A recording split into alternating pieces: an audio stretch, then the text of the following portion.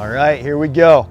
Here's the brisket here. So what we got here is about a 12-pound brisket. To be honest with you, this is one of the smallest ones I've done. So this is gonna be a bit of a learning experience for me too, which is awesome. So we're kind of experiencing this together here.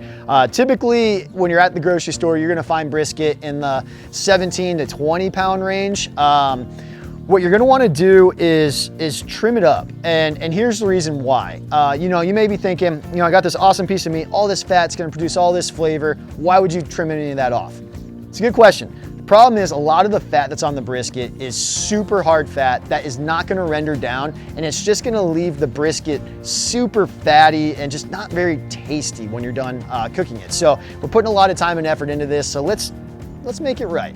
All right, so I'm gonna kind of walk you through some of the things you want to cut out of these briskets when you're trimming them to help that kind of render down and give you the best results.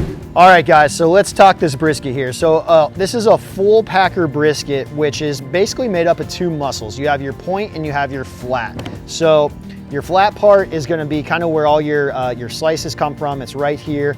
Your point's gonna be that thicker, kind of fattier area. It's what the burnt ends are typically made from. It's gonna have a little bit more flavor, a little bit more moisture because of the fat content.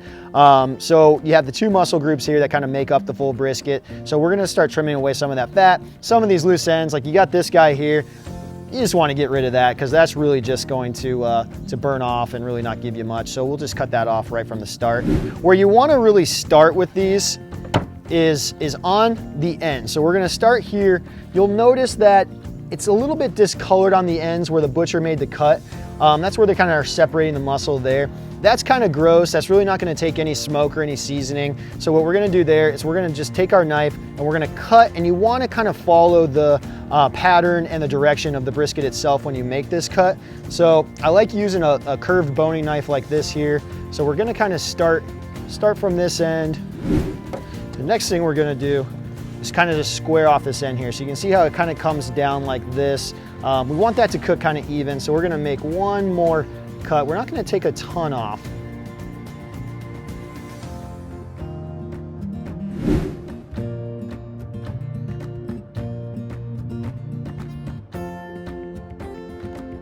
All right, so there's a spot here up on the point that's super hard fat that's not gonna render down. You're gonna wanna cut that out because that's just gonna produce nothing in flavor to the brisket here.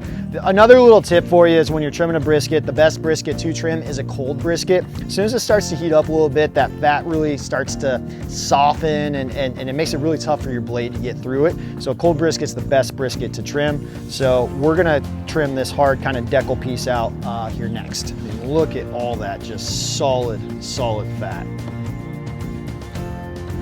All right, so we made our main cuts. The next thing you want to do is go across the fat cap here and kind of just give yourself a nice, kind of clean, fresh surface for your seasoning. So you just kind of go across. Like I said, a curved boning knife is a great knife to use for this. All right, guys, so we kind of trimmed that up. You can see there's a lot that we trimmed off of there. So like I said, this was about a 12-pound brisket. We probably got a good 1.5 pounds of meat, maybe even a little bit more that we trimmed off here. So that's gonna help reduce our cook time a little bit. There's really no rules when it comes to brisket. I mean, ideally your brisket's done in 12 hours. That's kind of the goal.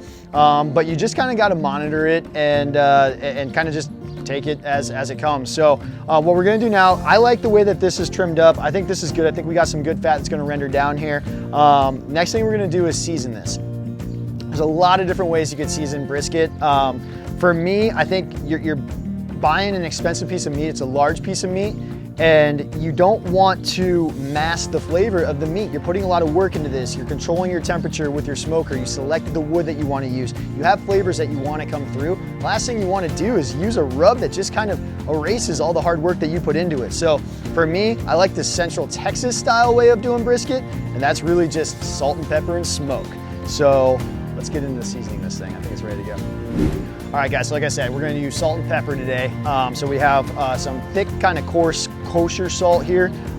It's a nice, thicker salt that's gonna help with some of the bark formation. You can use like a fine table salt if you want. I just find that if you use a thicker, coarser salt, it really helps give you that nice bark that you want on this.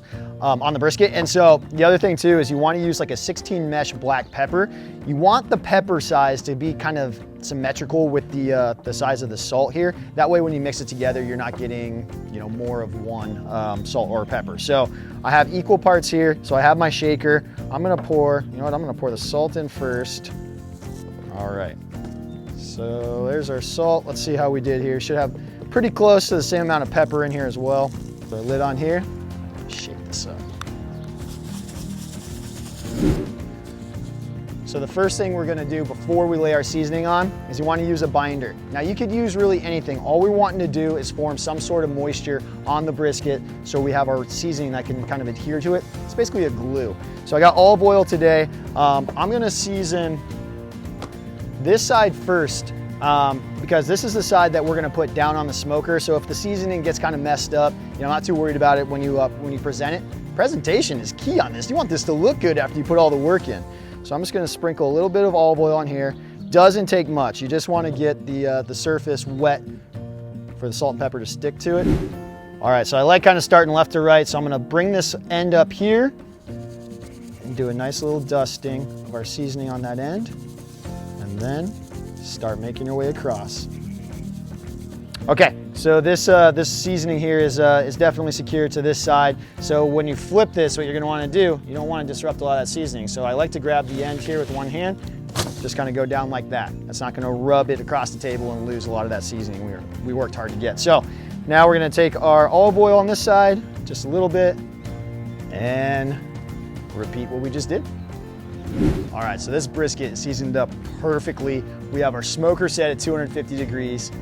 I'm hungry. It's about 9 a.m. right now. So like I said, we're gonna go about 12 hours. We're gonna throw this on for about 3 hours and then we're gonna check it. You can learn a lot after that first 3 hours of cooking, just to see if you need to raise the temperature, lower the temperature, see where it's drying out. So that's what we're gonna do. We're gonna throw this baby on. We're gonna check back on it in 3 hours.